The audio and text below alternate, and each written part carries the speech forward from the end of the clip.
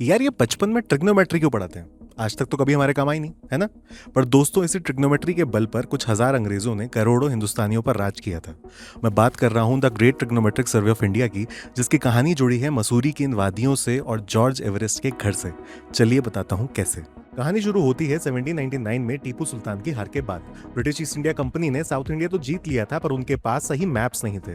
पुराने maps root Sarves पर based थे, जहां एक्सप्लोरर्स दो जगहों के बीच का डिस्टेंस चलकर अंदाजा लगाते थे। और ऐसे अप्रोक्सीमेशंस के भरोसे टैक्स कलेक्शन करना या आर्मी स्ट्रेटेजी बनाना अंधेरे में तीर चलाने जैसा था। तब एंट्री हुई विलियम लैम्बडन की।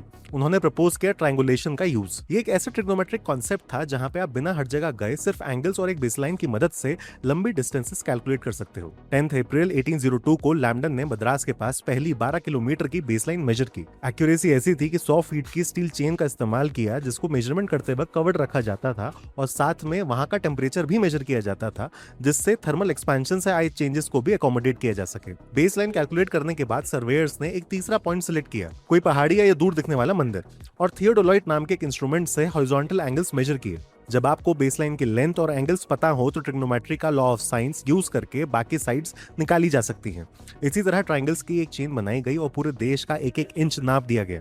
और ये काम बहुत खतरनाक था। अंग्रेजों को लगा था कि सर्वे में 5 साल लगेंगे, पर इसमें उन्हें 70 साल लगे। उनका थियोडोलाइट इंस्ट्रूमेंट आधे टन का यानी 500 किलो का था, जिसे 12 लोग मिलकर 20,000 फीट तक चढ़ाते थे।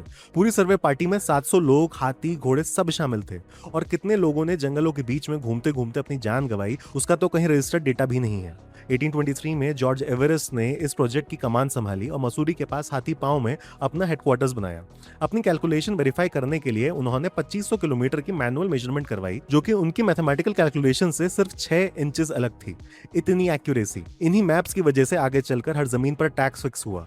सनसेट क्लॉज के तहत अगर टैक्स स्पेसिफाइड दिन तक नहीं भरा गया तो ब्रिटिशर्स तुरंत वो जमीन सीज कर लेते। 1857 की रिबेलियन के वक्त भी इन्हीं मैप्स की मदद से ब्रिटिश मिलिट्री को पता था कि क्रांतिकारी कहां छुप सकते हैं और किन रास्तों पर उनको पकड़ा जा सकता है।